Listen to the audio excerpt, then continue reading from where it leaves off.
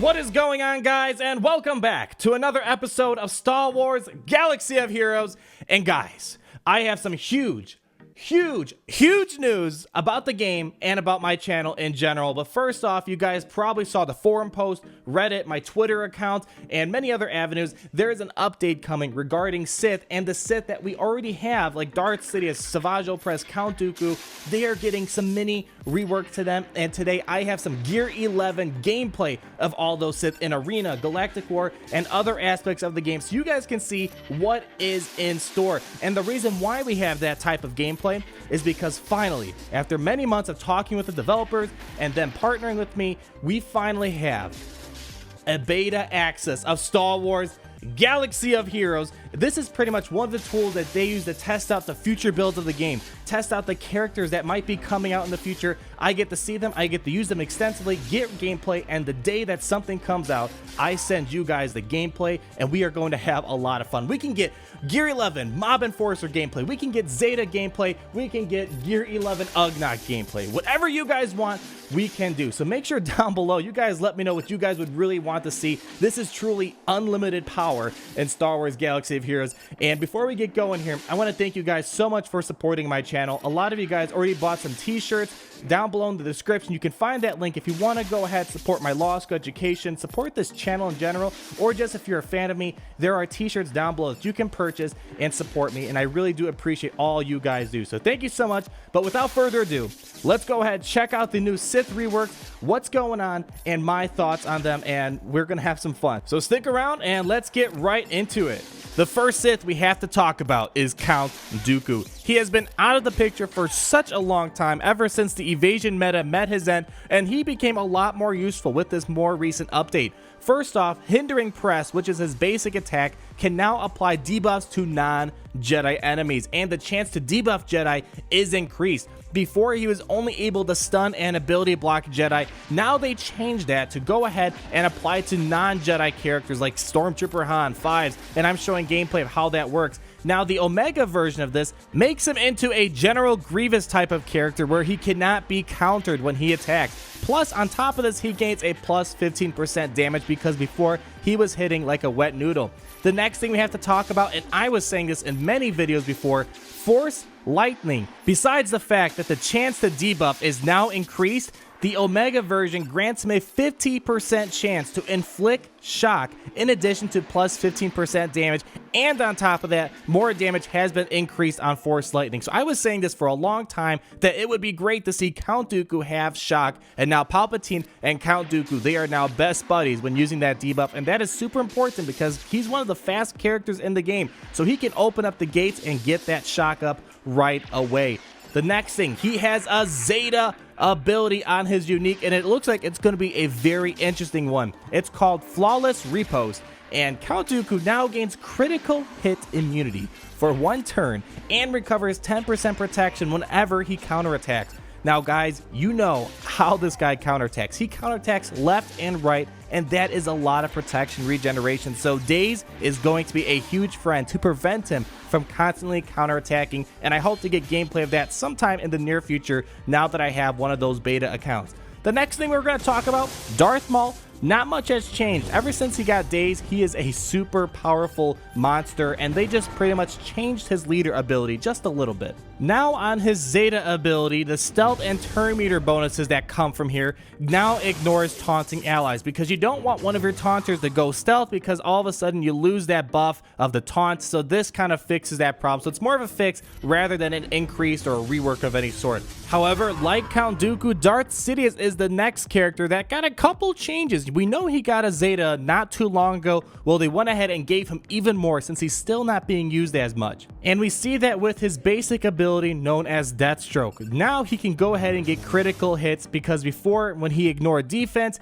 he wouldn't be able to get critical hits, and now that has changed. And his Omega ability now doubles the chance to ignore defense if the target is debuffed. And what that means is that he is going to go ahead and do more damage to those characters that usually are very heavy in the defensive area, like Fives and Sun Fac.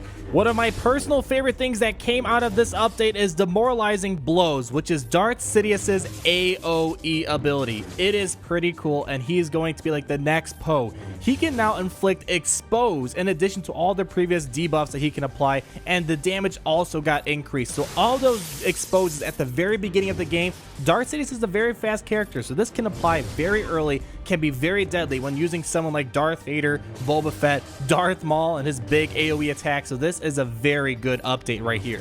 And lastly, his leader ability got some interesting changes here, and how this works is that he gives plus 1% critical chance more, plus 10% critical chance more, then Sith allies gain 2% offense until the end of the battle whenever they score a critical hit.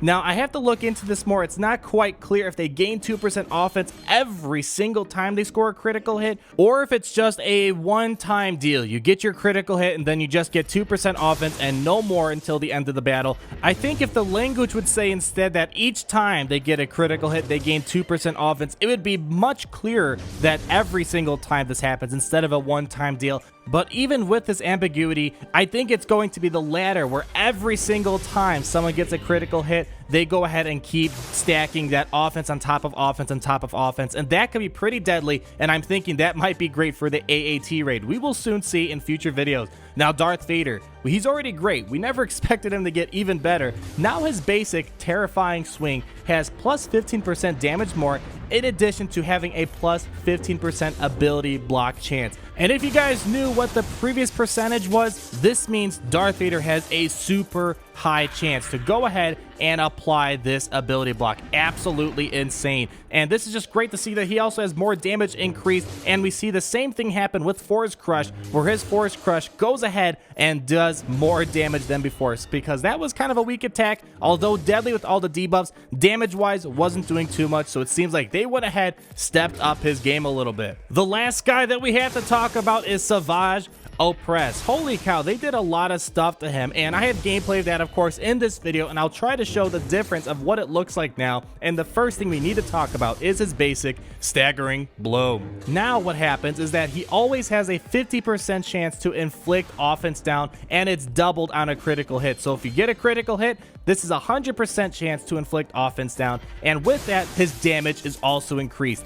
Overpower now is a lot more useful. Now what happens is he deals massive damage if the target has 50% health or below, in addition to all the previous bonuses that we are familiar with. Before, it was much lower. I believe it was 25%, and in the grand scheme of things, that was super low. 50% is actually pretty huge, especially when trying to take out those big tanks like Sun Fac, General Kenobi, Baze. This really does help out a lot.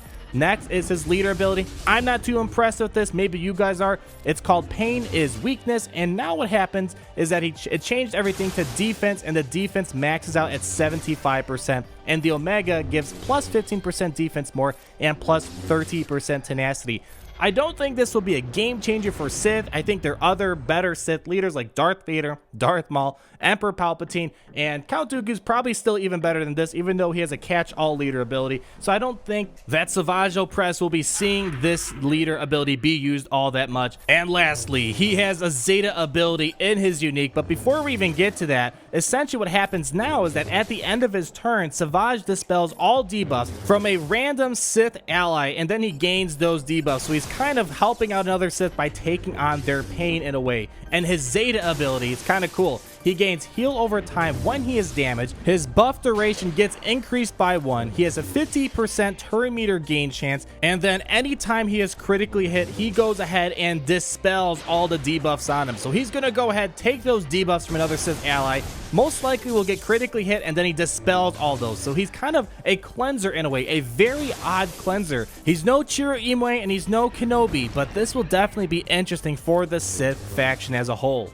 Let me go ahead and put on some arena gameplay with these characters, and I gotta say, a full Sith team does not look like it will be completely viable, mainly because they are missing a Taunter, and they are also missing someone who can remove buffs from the other team. Palpatine, he can prevent them, Count Dooku can prevent them, but the problem is they cannot remove anything. So they are great, but I just don't see a full Sith team happening just yet. We don't know what Darth Nihilus looks like. I'm hoping that will change the game for the Sith, but under a Vader Zeta, wasn't really looking too good. Under a Palpatine lead, it was okay, but still not too amazing. I did not try this with a Darth Maul Zeta, and I think that might make a full Sith team somewhat viable, but I still think without a taunting Sith tank, it's not going to look too well. So taking all these guys, all their reworks, putting them together probably won't be your arena team. Unlike the First Order, I think they got a much better pass where the First Order Stormtrooper looks great. Kylo Ren looks amazing. First Order Officer, he can go ahead and cleanse and give someone 100% Terminator. So a lot more is happening for the First Order, in my opinion, over the Sith. But all this stuff definitely is making the Sith a lot better. And going forward, I'm going to be getting a lot more gameplay since I have one of those beta accounts, and we're going to have so much fun. So guys, let me know what you're thinking about this Sith. Who seems to be your personal favorite? I personally really love Count Dooku, and I want to see what his Zeta ability will look like in action. And I also really love the fact that Darth Sidious can now apply Expose. He's going to be just like Poe in a way, and just a lot more deadly. So I'm really excited to check that out. And guys, thank you so much for watching. I hope you're looking forward to all the exclusive content heading your way. And as always, please go ahead, like this video, comment down below, and subscribe for more awesome Star Wars Galaxy of Heroes content. And we will talk again soon. Peace out.